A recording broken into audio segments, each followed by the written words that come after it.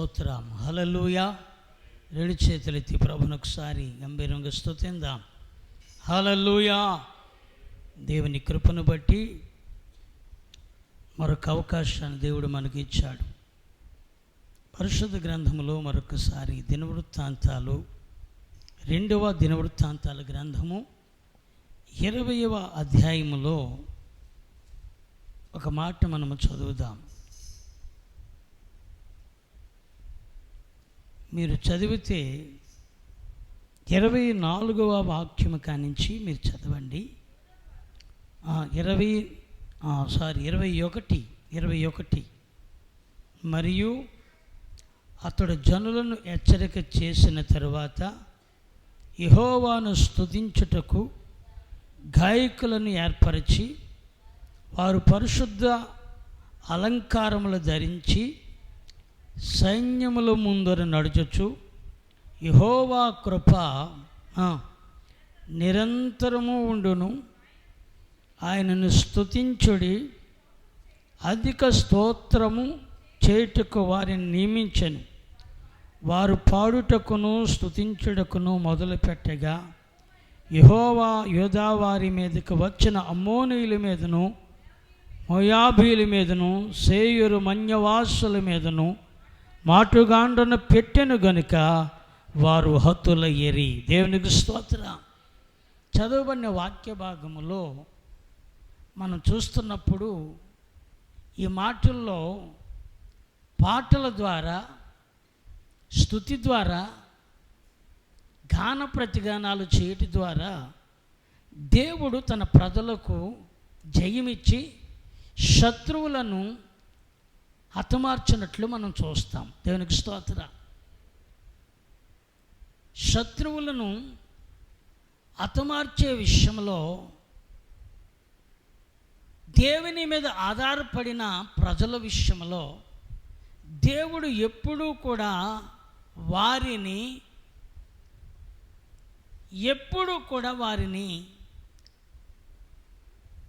అల్పులుగాను, బలహీనులుగాను, లేక వారికి ఏ సహాయము లేని వారిగానో ఆయన వారిని విడిచిపెట్టినవాడు కాదు. స్తోత్రం.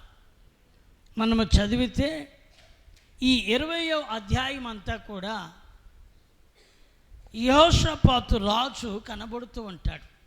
సహోదరులారా, యెహోషాపాతు రాజు ఒక భయంకరమైన శోధన అతనికి ఎదురవుతున్న పరిస్థితులు ఈ అధ్యాయంలో చూస్తాం. ఎవరు అంటే అక్కడ 20వ అధ్యాయం ప్రారంభంలో ఉంటుంది కదా, ఏమనుందంటే మోయాబీయులు,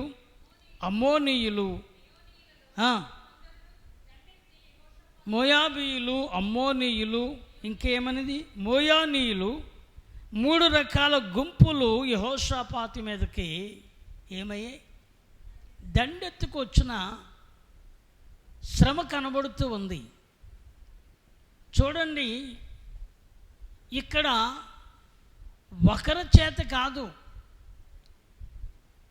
ఒక జనమ చేత కాదు, ఒక రాజ్యము చేత కాదు, ఒక రకమైన శత్రువుల చేత కాదు. ఎంతమంది అట?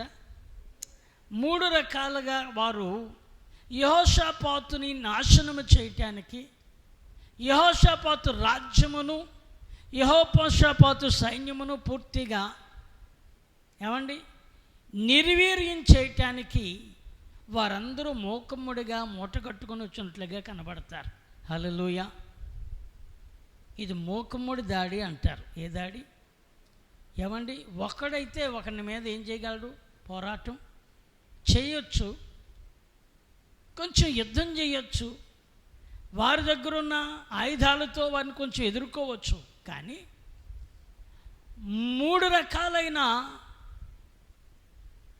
మాటుగాండ్రులు 3 స్థలాలలో దాగి ఈ 3 రకాలైన శత్రు సమూహము యెహోషాపాతుని పూర్తిగా తన రాజ్యమును, తన సైన్యమును, సమస్తాన్ని కూడా నాశనము చేయాలని ఆలోచన కలిగి దాక్కున్నారు. దేవునికి స్తోత్రం. ఈ విషయం యెహోషాపాతుకు తెలిసిన తర్వాత తాను అంటాడు కదా, దేవా ఈ గొప్ప సైన్యమును జయించడానికి మాకేం చాలదు, మాకు ధైర్యము లేదు, రెండు మాకు శక్తి కూడా లేదు. నిజమే, మనకున్న శక్తి, మనకున్న పరిస్థితులను మనకు కొన్నిసార్లు ఎదురవుతున్నప్పుడు మనకు ధైర్యము చాలదు, రెండు మనకు శక్తి కూడా చాలదు. అయితే ఇక్కడ ఏమంటాడంటే 4వ వచనములో మనం చూసినప్పుడు వారు యోధావారు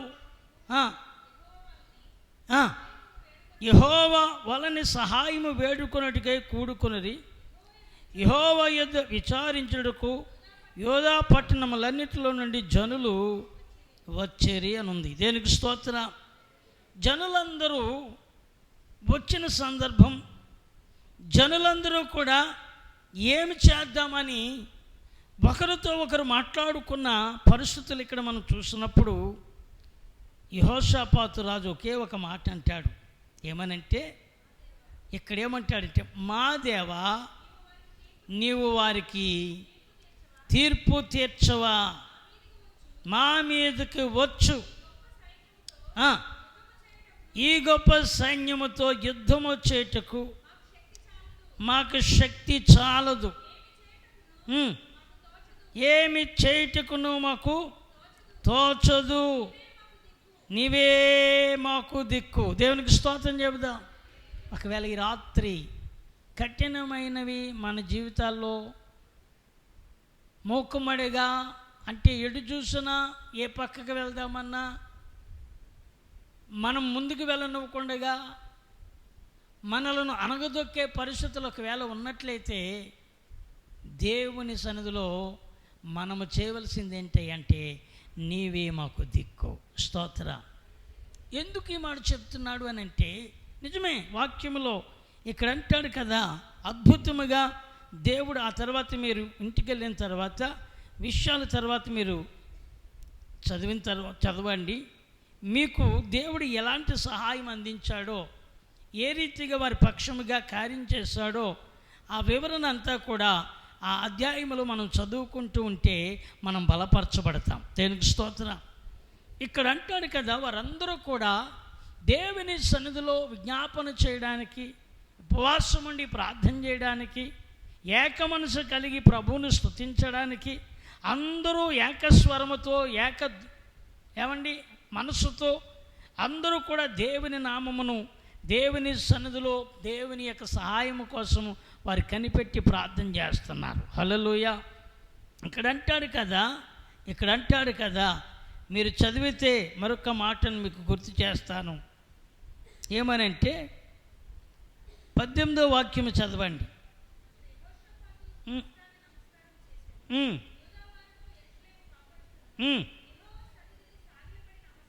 యెహోవా సన్నిధిని సాగిలపడి, ఎందుకు సన్నిధిని సాగిలపడి నమస్కరించారు అని కొంచెం చూస్తే 17వ వచనములో ఉంది, ఈ యుద్ధములో మీరు పోట్లాడవలసిన నిమిత్తము లేదు, యూదావారులారా, యెరూషలేము వారులారా, మీరు యుద్ధ పంక్తులు తీర్చి నిలవబడుడి, మీతో కూడనున్న యెహోవా దయచేయు రక్షణను మీరు చూచెదరు, భయపడకుడి, జడియకుడి, రేపు వారి మీదకు పోవుడి, యెహోవా మీతో కూడా ఉండును. దేనికి స్తోత్రం. ప్రార్థన ద్వారా దేవుడు అద్భుత కార్యములు చేస్తున్నాడు. ఆమేన్ చెప్పండి. హల్లెలూయా. ఈ రాత్రి ఒకవేళ దేవుని సన్నిధిలో చాలా కాలమును బట్టి ఇంటికాడ మనం ప్రార్థన చేసేవారముగా ఉండొచ్చు, కానీ సమాజముగా ప్రజలందరూ ఎక్కడ కూడి ప్రార్థన చేస్తున్నారట? దేవుని మందిరములో. ప్రజలందరూ కూడా దేవుని మందిరములో కూడి ప్రార్థన చేస్తున్నారు. వారందరూ ఒకే ఆశతో ప్రార్థన చేస్తున్నారు, వారందరూ ఒకే విశ్వాసంతో ప్రార్థన చేస్తున్నారు, వారందరూ ఒకే దర్శనముతో, ఒకే భారముతో వారందరూ ప్రార్థన చేస్తున్నారు. దేనికి స్తోత్రం కలుగును గాక.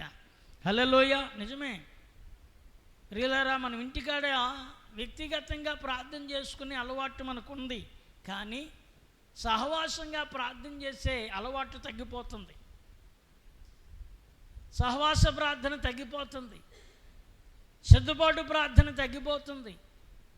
రాత్రంతా దేవుని సన్నిధిలో ఒక రాత్రి దేవుని సన్నిధిలో ప్రార్థించే అలవాటు తగ్గిపోతున్నప్పుడు మనకొచ్చే అనేక రకాలైన శోధనలు, అనేక రకాలైన ఇబ్బందులలో మనం విడుదల, విజయం పొందాలంటే మనము సహవాసంతో కూడిన ప్రార్థన కావాలి. స్తోత్రం కలిగిన గాక. యెహోషాపాతు ఒక్కడే ప్రార్థన చేయలేదు, అందరినీ సమకూర్చాడు. ఆమె చెప్పండి. అందరినీ ఎక్కడ కూర్చాడు? రాజకోటలోనా? అందరినీ ఎక్కడ కూర్చాడు? ఏదైనా ప్లే గ్రౌండ్లోనా? అందరినీ ఎక్కడ కూర్చాడు? ఎక్కడ పడితే అక్కడ, ఎప్పుడు పడితే అప్పుడు మీటింగ్ పెట్టుకునే ప్రదేశాల్లో కాదు. అక్కడ అంటాడు కదా, దేవుని మందిరములో. దేవునికి స్తోత్రం చెప్పండి. ఎక్కడట? దేవుని మందిరములో. ఆ మాట ఎక్కడ మనకు దొరుకుతుందంటే 5వ వచనం. దేవునికి స్తోత్రం. ఎక్కడ దొరుకుతుంది? యెహోషాపాతు యెహోవా మందిరములో సమాజముగా కూడిన యూదా యెరూషలేము జనుల మధ్య నిలవబడి అనుంది. దేనికి స్తోత్రం. ఎక్కడ? ఈరోజు మన ప్రార్థన ఎక్కడుంది? తగ్గిపోయింది, కొదువైపోయింది. ఒకవేళ ఇంటికాడ ప్రార్థన చేసినా ఒంటిగా చేస్తున్నామేమో, ఎవరి ప్రార్థన వారిది అవుతుందేమో. కానీ ఇక్కడ మనం చేసే ప్రార్థన దేవుని మందిరములో సమాజముగా కూడి. దేనికి స్తోత్రం. దేవుని మందిరములో ప్రజలు ఎప్పుడైతే సమాజముగా కూడారో వారందరికీ ఎప్పుడైతే ఒకే ఆశ, ఒకే తలంపు, ఒకే భారము, ఒకే ఆశతో దేవుని సన్నిధిలో వారందరూ కూడా ప్రార్థన చేయడం మొదలుపెట్టినప్పుడు దేవుడే వారితో చెప్తున్నాడు, మీరు మీ మధ్య నేను యుద్ధం చేస్తాను. స్తోత్రం కలుగునుగాక. అందుకే ఇక్కడ అంటున్న మాట మనం చదువుకున్న, మీతో చెప్పిన 17వ వచనములో అదే ఉంది. ఈ యుద్ధములో మీరు పొట్లాడవలసిన నిమిత్తము లేదు. యూదావారులారా, యెరూషలేము నివాసులారా, మీరు యుద్ధ పంక్తులుగా తీర్చి నిలబడండి. మీతో కూడా ఉన్న యెహోవా దయచేయు రక్షణ మీరు చూచెదరు. భయపడుకొడి, జడియొకడి, రేపు వారి మీదకి పోవుడి. దేనికి స్తోత్రం చెప్పండి. యుద్ధ పంక్తులుగా నిలబడండి అంటే నువ్వు చేయవలసిన పని ఒకటే. మనం చేయవలసింది ఏంటంటే మనము దేవుని సన్నిధిలో నిలబడ్డాం. ఆమేన్. దేవుని సన్నిధిలో ఏం చేయడం? అది ఎంత కష్టమైన సమస్య అయినా, అది ఎంత మనలను మృంగివేసే శోధనైనా, మనలను కృంగదీసే ఎలాంటి విధమైన శత్రువు యొక్క భయమైనా సరే, ఇదిగో ఈ రాత్రి ఆయన సన్నిధిలో ఆయనే చెప్తున్నాడు, నేను మీ మధ్యకు వచ్చేస్తాను. దేనికి స్తోత్రం. నేనేం చేస్తాను? మీ మధ్య నేను కార్యము ఆయన చేస్తాడండి. మనకు చేయవలసింది ఎలాగా పంక్తులుగా అక్కడ ఉంది. ఆ మాటను మీరు మర్చిపోకండి. ఏమంటున్నాడంటే, మీరు ఎలా నిలబడండి? యుద్ధ పంక్తులు తీర్చి. అంటే పిరికివారిగా ఎవరు ఉండకండి, అవిశ్వాసగా ఎవరు ఉండకండి, ఎవరు బలహీనంగా ఉండకండి, దేవుడు చేయలేడేమో అనే నిరాశతో ఉండకండి. ఆయన తప్పక కార్యం చేస్తాడు. అందుకే మనము ఇప్పుడు నేను మీకు ముందు చదివించిన మాటలో వారందరూ కూడా ఇక్కడ ఉంటుంది కదా, పరిశుద్ధ అలంకారములు ధరించుకొని 21వ వచనము మనం చూసినప్పుడు, మరియు అతడు జనులను హెచ్చరిక చేసిన తర్వాత యెహోవాను స్తుతించుటకును గాయకులను ఏర్పరిచి వారు పరిశుద్ధ అలంకారములు ధరించి సైన్యముల ముందు నడుచుచు యెహోవా కృప నిరంతరము ఉండును, ఆయనను స్తుతించుడి, అని స్తోత్రము చేయుటకు వారిని నియమించెను. దేనికి స్తోత్రం. ఒకటి పంక్తులుగా తీర్చబడడం. రెండవది ఏం చేస్తున్నారంటే దేవునిని స్తుతిస్తున్నారు. ఆమేన్ చెప్పండి. ఎవరిని? మన బాధలు చెప్పుకోవడం. దేవుని సన్నిధి ప్రార్థనకు వస్తే ముందుగా మనం చెప్పుకునేవి మన అక్కర్లు కాదు, దేవుని స్తుతించడం. ఆమెన్ చెప్పండి. హల్లెలూయా. ఎవరిని స్తుతించడం చెప్పరే? ఏం చేయాలి? ఎక్కువ స్తుతులు చెల్లించాలి. దేవా, నీ కార్యములను బట్టి, నీ అద్భుతములను బట్టి, నీ భీకరమైన ఆశ్చర్యమైన కార్యములను బట్టి, దేవుడు జరిగించిన ఎన్నో అద్భుతాలను గురించి మనం స్తుతులు చెల్లించాలి. దేవునికి స్తోత్రం. ఇక్కడ అంటున్నాడు, వారు స్తుతించుటకును. ఇంకేమంటున్నాడు? స్తోత్రములు గాయకులను ఏర్పరిచి పరిశుద్ధ అలంకారములు ధరించి సైన్యముల ముందు నడుచుచు యెహోవా కృప నిరంతరం ఉండును, ఆయనను ఏం చేయండి? స్తుతించుడని స్తోత్రము చేయుట వారిని నియమించను. ఇంకా ఏమంటున్నాడు తెలుసా? మూడవ మాట ఏంటంటే, వారు పాటలు పాడుటకును అన్నాడు. దేనికి స్తోత్రం. ఏం చేస్తున్నారు వారు? పాడుటకును స్తుతించుటకును మొదలు పెట్టగా యెహోవా యోధా వారి మీదకు వచ్చిన అమ్మోనీయులు మీదను, మోయాబీల మీదను, సేయారు మన్యవాసుల మీదను మాతృగాండును పెట్టిన గనుక వారు హతులయ్యరి. అమ్మోనీయులు, మోయాబీలు, సేయారు మన్యవాసులు బొత్తిగా చంపి నిర్మూలన చేయవలని పొంచియుండి వారి మీద పడిరి. వారు సేయూరు కాపురస్తులను కడముట్టించిన తర్వాత తమలో ఒకరినొకరు చంపుకొనున్నట్లు మొదలుపెట్టాను. దేనికి స్తోత్రం. హల్లెలూయా. సహోదరులారా, నీవు స్తుతించడం అలవాటుగా నేర్చుకోవాలి. పరిశుద్ధ అలంకరణలు ధరించుకుని సిద్ధముగా ఉండాలి. సైన్యముగా పంక్తులు తీరి నిలబడాలి. పాడుతూ దేవునిని మహిమపరచాలి. దేనికి స్తోత్రం. ఒకటి మరలా చెప్తున్నాను, మాటలు ముగించున్నాను. యెహోషాపాతు ఏం చేశాడు? యుద్ధ పంక్తులుగా నిలబడ్డారు. రెండు స్తుతించుటకు ఎవరిని ఏర్పాటు చేశాడు? గాయకులను ఏర్పాటు చేశాడు. 3 పరిశుద్ధ అలంకారాలు ధరించుకున్న వారుగా నిలబడ్డారు. దేనికి స్తోత్రం. 4 ఏమనుందంటే, 4 పాడుటకును స్తుతించుటకును మొదలు పెట్టగా యెహోవా యోధా వారి మీదకు వచ్చిన అమ్మోనీల మీదను, మోయాబీల మీదను, సేయూరు మన్యవాసుల మీదను మాటుగాండును పెట్టను గనుక వారు హతులయ్యిరి. దేనికి స్తోత్రం చెప్పండి. యుద్ధం చేయలేదు ఎవరు, కత్తి పట్టుకోలేదు ఎవరు, బల్లెం పట్టుకోలేదు ఎవరు, ఒకటే చేశారు. నిలబడ్డారు. ఆయన నామాన్ని ఏం చేశారు? స్తుతించారు, పాటలు పాడారు, ఇంకా స్తోత్రగానములు చేశారు.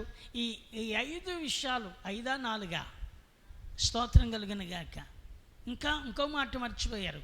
పరిశుద్ధ అలంకారములు ధరించుకున్నారు. దేనికి స్తోత్రం. అంటే దేవుని సన్నిధిలో మనం ఉండవలసిన ఆ పరిశుద్ధతలో మనం ఉండాలి. ఆమేన్. ఇవి ఎప్పుడైతే జరుగుతాయో, ఇవి ఎప్పుడైతే మనం కలిగి ఉంటామో, అది ఎలాంటి విధమైన శత్రువు యొక్క గలిబిలైన, దుష్టుడు మనపై లేచిన శ్రమలని, బంధకాలు మన చుట్టూ ఉన్న మనం ఎదుర్కోవడానికి బదులుగా వాటిని మన మీద అవి భారముగా కనబడిన దేవుడు వాటన్నిటిలో నుండి ప్రభువు మనల్ని, ఆయనే వాటన్నిటినీ మన కాళ్ళ కిందకి తెస్తాడు. గొప్ప జయము దేవుడు మనకిస్తాడు. మనం చేయవలసింది సమాజముగా కూడాలి. ఆమెను చెప్పండి. హల్లెలూయా. సమాజముగా కూడి ప్రార్థన చేయాలి. అలాగా దేవుడి హస్తము యెహోషాపాతుకు తోడై ఉన్నట్లు ఈ రాత్రి మన మధ్యలో కూడా ఆయన కార్యము చెయ్యునగాక. ఆమెను అందరూ తలలు వంచి